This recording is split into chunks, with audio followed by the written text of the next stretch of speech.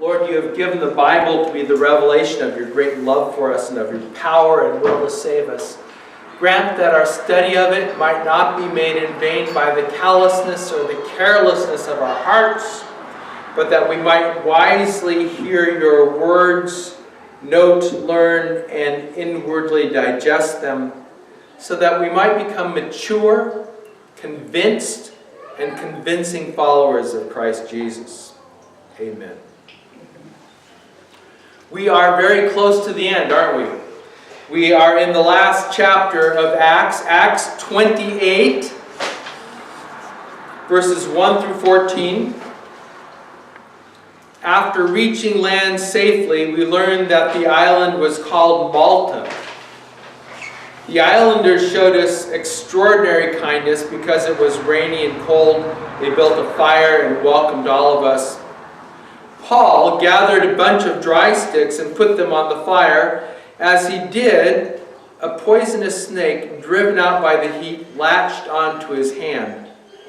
When the islanders saw the snake hanging from his hand, they said to each other, "This man must be a murderer. He was rescued from the sea, but the goddess Justice hasn't let him live."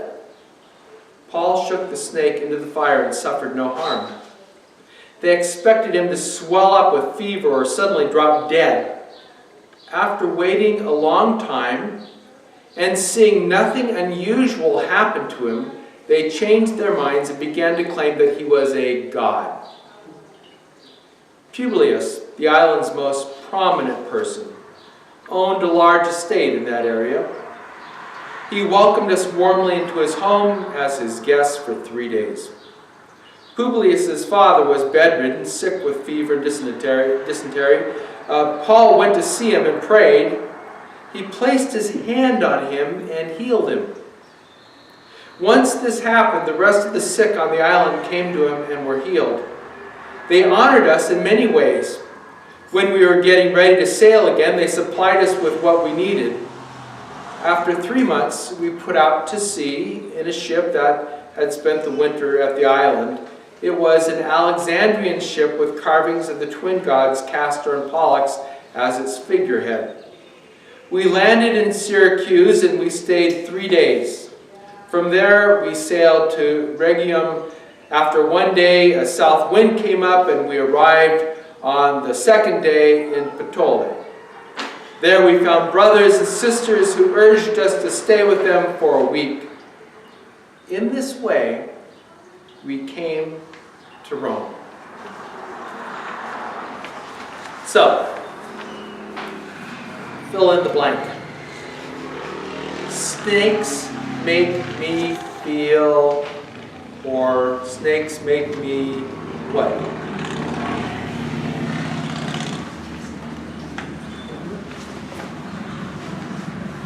Grace, what do snakes do for you?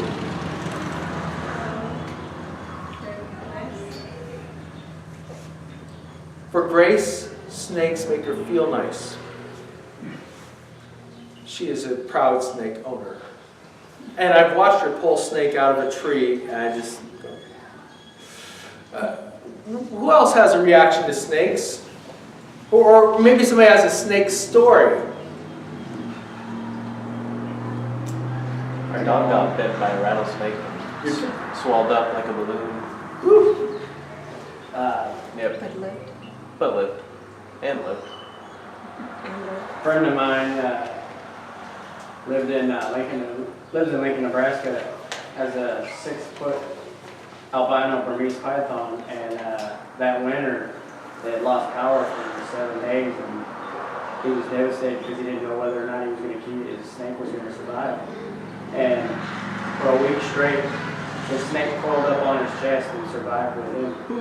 Because of the warmth of his body. I mean, he just loved this thing to death. Or to life. I mean, he would have been devastated if he lost it. Yeah. Because he'd been with him since he was probably about 3 feet long. Yeah. Now these are the people that are talking. The people that are, there's some people that have a different kind of reaction to snakes, that have kind of an allergic mental reaction to snakes. The mere mention of snakes puts them on the verge of an anxiety attack, and maybe some of you are that way, but and that's okay. I mean, everyone's got a different kind of reaction to snakes. I'll tell you that snakes don't really bother me. I'm not as fond of them as Grace is, but I don't mind. I don't mind them. I'll hold them, but I don't look forward to it. It's not an event in my week.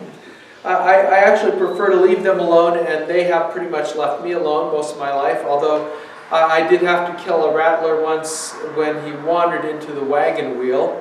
The wagon wheel is the dining area at Frontier Ranch, which is the children's camp at Mission Springs, and where I worked for 4 summers, and I was in there doing something or the other, and I heard some girls scream, as you know, 5th grade girls will do, and then someone else with a little more sense yelled, "Snake!"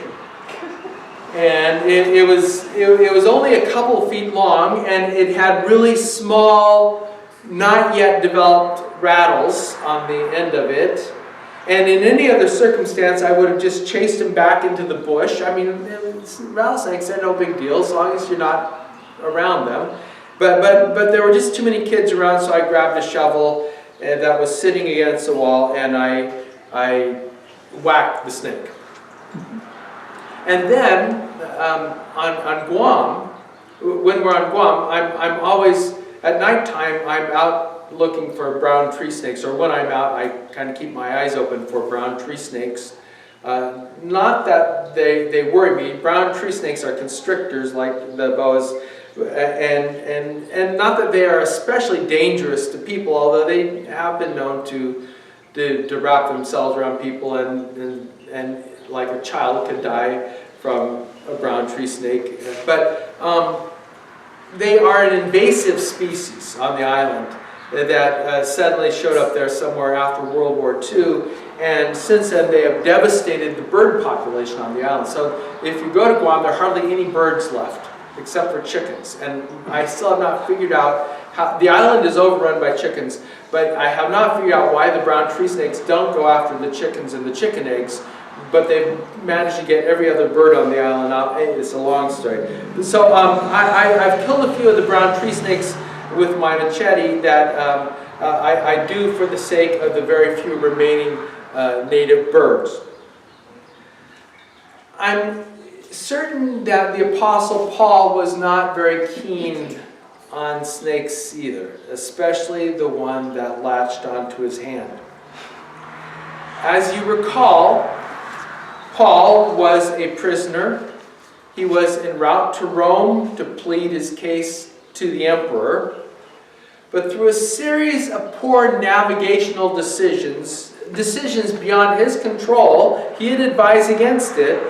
He ended up on a ship that got caught in a major storm, Category 5 storm. He and about 275 other people were shipwrecked on the island of Malta, which is off the coast of Sicily. And all of them reached shore safely. And the Maltese Red Cross showed up. They responded with a disaster relief crew, which built a huge fire on the beach for these guys to dry out. And Paul was helping by laying an armload of sticks onto the fire when somewhere from that pile of sticks that he had picked up that somebody had gathered, a snake emerged and grabbed him and locked onto his hand. He was standing by the fire. He shook the snake loose and into the fire.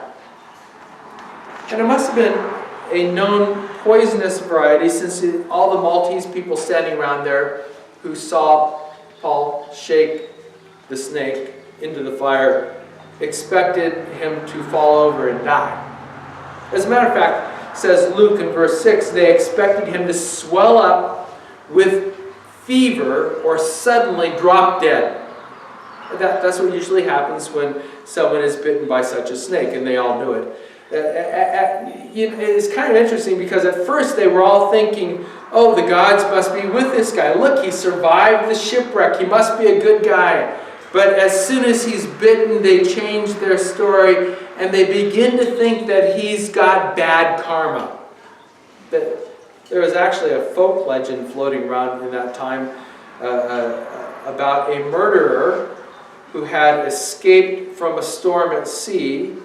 He had survived a shipwreck on the coast of Libya. And this was a common story that everybody knew. They had all seen the reruns over and over again on TV. He had survived a shipwreck on the coast of Libya, only to die after being bitten by a snake. That explains how they reached the conclusion that they did in verse 4. When the islanders saw the snake hanging from his hand, they said to each other, "This man must be a murderer." The story kicks in. He was rescued from the sea, but the goddess Justice hasn't let him live. Justice catches up with you. The karma will eventually get you. Some people have this notion that everyone gets what they deserve, and if you get fired, or if you get cancer, or if your family falls apart, well, sad as those things are, somehow you deserve those things. Maybe you've committed some secret sin. And God is either trying to show you who is boss, or He's trying to correct your ways. He's breaking you so that you have to turn to Him. And there's a certain amount of truth in that sometimes suffering does function in this way. Occasionally, not always, but you can. But sometimes suffering is used to correct us, to help us get back on course. Not always. But you can see how the Maltese people jumped to the conclusion that they did when the snake bit Paul in the hand. Especially since in the ancient world, judgment and bad things are often associated with snakes and snake bites. Even in the Bible, snakes get a bad rap. They have a bad reputation. Remember, from the very beginning, Genesis 3, it is the snake that snows Adam and Eve into believing that God wanted them to eat the mango from the forbidden tree. Then, in Numbers 21, the people began to murmur against God and Moses. Even after God had given them this great military victory, they still began to grumble. "Why have you brought us out of Egypt to die here in the wilderness?" they complained. "There is nothing to eat here. There's nothing to drink here. We hate this wretched manna." I mean, talk about attitude. So the Lord sent an army of poisonous snakes among them, and many of the people were bitten, and some of them died. Then the people came to Moses and cried out, "We have sinned by speaking against the Lord and in speaking against you. Pray that the Lord will take away the snakes." So Moses prayed for the people, and the Lord came up with a way to save them through it all. Snakes are often associated with sin and judgment. But here, in Acts 28, all of the amateur theologians standing around the fire are all thrown for a loop. Verse 6, they expected him to swell up with fever or suddenly drop dead. And after waiting a long time and seeing nothing unusual happen to him, they changed their minds and they began to claim that he was a god. And then to further confound the natives, Paul ends up healing the father of the island's chief administrator, the governor, an older man who had fever and dysentery. And once Paul did this, according to verse 9, the rest of the sick on the island came to him and were healed. God was doing some pretty incredible things on Malta through the Apostle Paul. And then, in light of the pattern that is established throughout the earlier portions of Acts, we might then expect Luke to tell us that many came to believe in Jesus, or that the church was started on Malta, or something along positive along those lines. But Luke doesn't say that. And we're left wondering how all of this fits into the overall mission of the apostles. Of course, at this point, Luke is really trying to show how God was taking care of the apostles and getting them safely to Rome, which is the promised destination. God had told Paul, I'm going to send you to Rome, and you will proclaim the gospel in Rome. You're going to get there. He wants his readers to see that even through all of the chaos, God is making things good. That's the key point this morning. Even through all the chaos, God is making things good. Good things happen. Think about all the bad things that Paul had been through up to this point. There had been a bogus trial. Several bogus trials, right? Stonings, beatings, assassination attempts, false imprisonment. He had been lied about and scoffed at. He had been snubbed. He had been battered in a major storm at sea. And then he had to swim for shore as the ship breaks up. And then he gets bitten by this snake. But once that episode happens, once he lands on Malta, it's almost as though something turns in the story. The survivors are welcomed by outrageously hospitable Maltese. The snake bites him, but has no effect. Just as Jesus had predicted in Mark 16, they will be able to handle snakes with safety, and they drink anything. If they drink anything poisonous, it won't hurt them. They will be able to place their hands on the sick and heal them. People are healed in Malta through Paul. Then the positive streak continues. There happened to be an Alexandrian ship that was there, and they were able to secure passage on the ship off the island. When it became appropriate, the weather became decent enough that they could move. Now, ironically, too, it's a ship that's dedicated to Castor and Pollux, who you remember from 9th grade mythology. They were the twin sons of the supreme Greek god Zeus. Right? So the Lord commandeers a ship from the navy of the Greek gods to carry out his plan. He's got it all moving his direction. Even the bad guys are helping him out. In verse 13, they catch a wonderful south wind. In verse 14, they get to Puteoli. And Paul, the prisoner, is allowed a 7-day pass to stay with the church there. And then the apostles arrive at Rome, which is the destination for the entire book of Acts, the ends of the earth. In their minds, Rome is the end of the earth. And once they survive the shipwreck, everything starts to work right.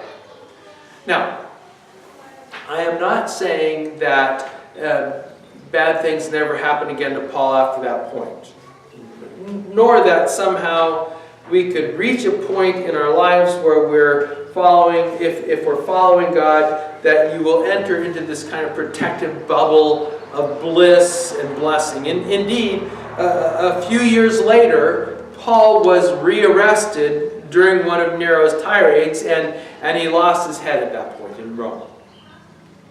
But as Luke begins to wrap up the book of Acts, he wants us to see that even through all of the chaos, that God is making things good. He's making them happen. You know, we're very unusual people. We're trying to make our way through a very schizophrenic culture, which makes us very susceptible to a couple of errors, both of which are at least somewhat subtly addressed throughout the entirety of the book of Acts. And the first of those errors is a triumphalism. Triumphalism. Triumphalism. Triumphalism. And triumphalism essentially says that if you're really a good Christian, if you're following the Lord in a consistent and a faithful manner, that you will be triumphant over all circumstances and you will enjoy prosperity and you will have success. And if, by the way, prosperity is the English power of the week for those that are trying to build their vocabulary, it means success, it means profitability, it means wealth. And there are some Christians who think that prosperity is one of the benefits of following Jesus. An extreme version of this is the name it and claim it crew that's popular in some circles today, that if you are following the Lord, you will be blessed with Cadillacs. You will be blessed with large houses. You will be blessed with jewelry and a $65 million private jet.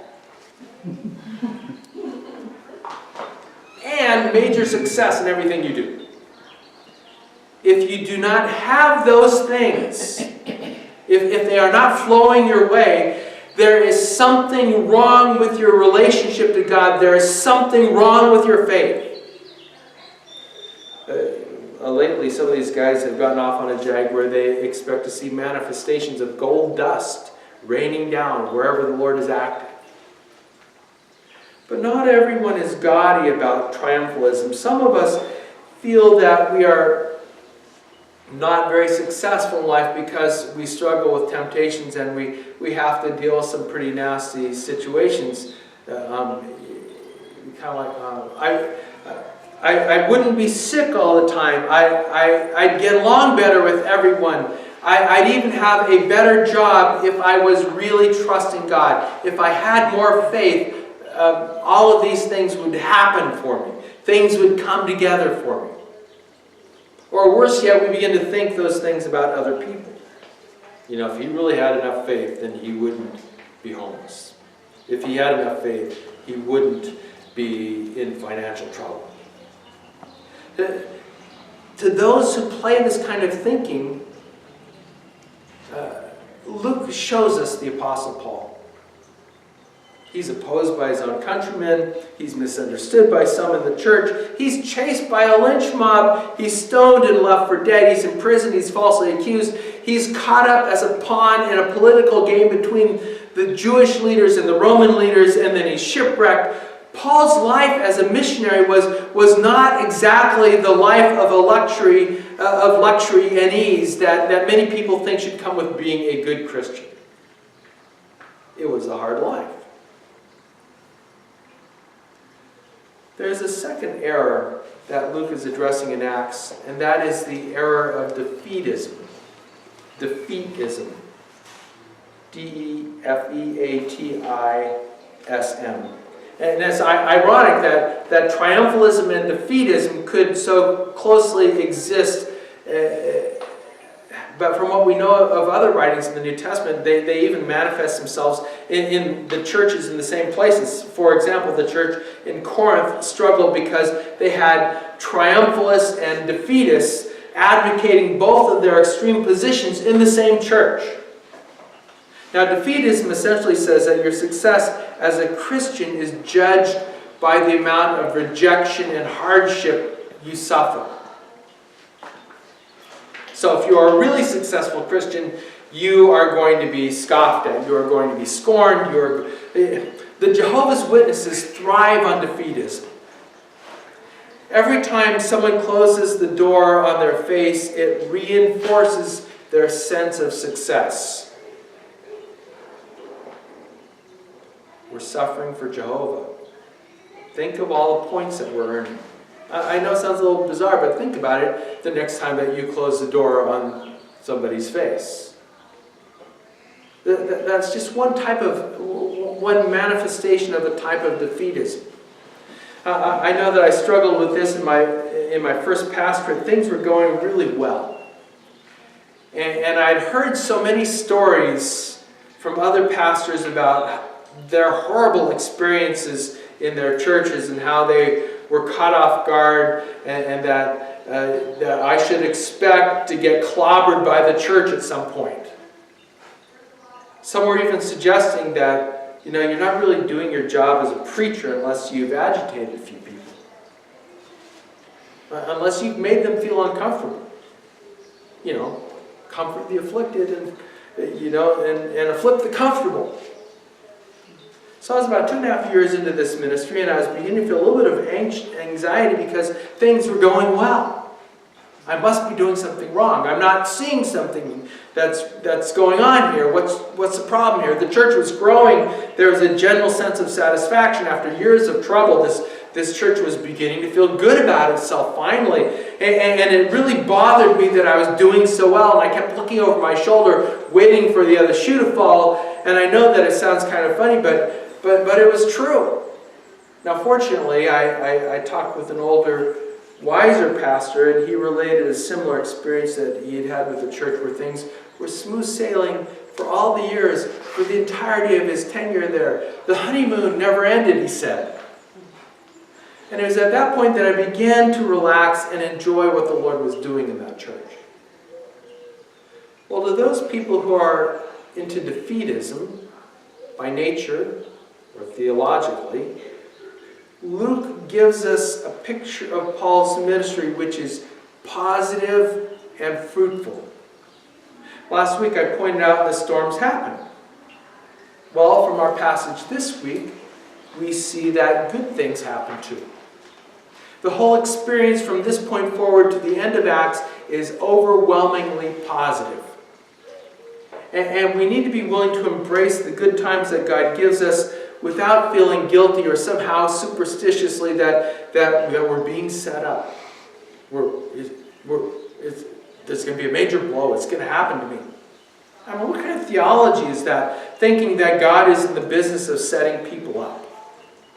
What kind of God would do that? So there are two errors of extreme: triumphalism and defeatism.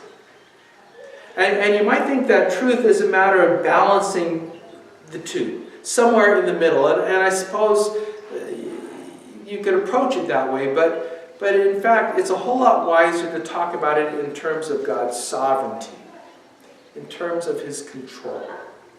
That ultimately, all that which is done in opposition to God and His kingdom is converted by God into something that works to bring about His glory, to bring about His honor, to bring about His will. Think of the cross. And if this is the case, it should come as absolutely no surprise to us that even through all the chaos, God is working good. We have to endure some storms because we're living in a troubled world, but we can enjoy life and knowing that through it all, that God is working good things and that good things are happening, that He is working out His plan. And what it really comes down to is that we need to learn the lesson of Philippians 4:11 through 13. Paul's writing at some point during his imprisonment in Rome, and he says, I'm not saying this, verse 11, Philippians 4:11, I'm not saying this because I need anything, for I have learned how to be content in any circumstance. I know the experience of being in need and of having more than enough. I've learned the secret to being content in any circumstance, whether full or hungry, or whether having plenty or being poor. I can endure all these things through the power of the one who gives me strength.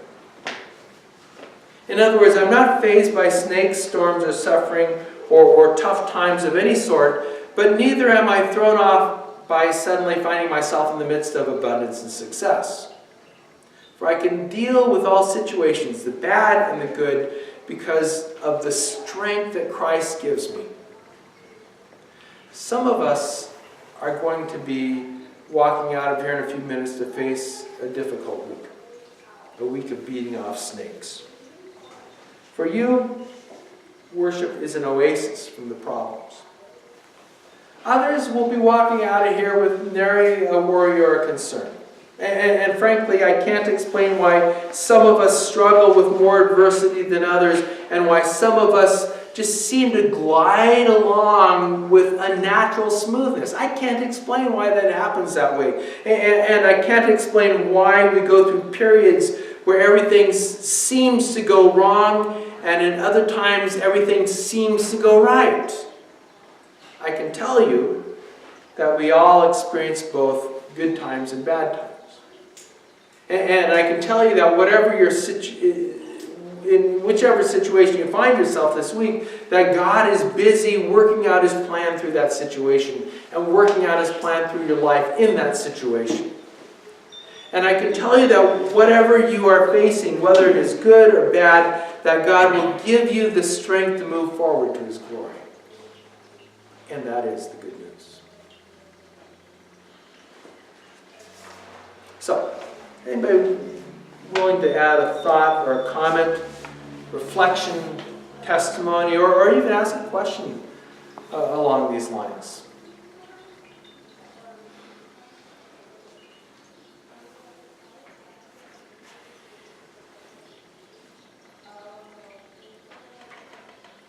Can you define the triumphalism and defeatism again? Triumphalism says that you are successful as a Christian when your life is full of wonderful things happening. Defeatism says you're successful as a Christian when your life is filled with resistance and terrible things happening to you.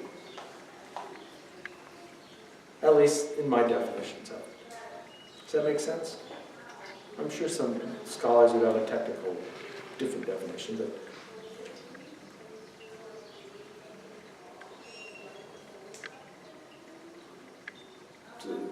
which do you think that we're more prone to in our context? Defeatism or triumphalism? Well, as Americans, I think we tend towards the triumphalism. Oh, really? Exactly what I was thinking. The words exactly American. Culturally, we have this streak where we're triumphant. We deserve to be on top of, in front of God.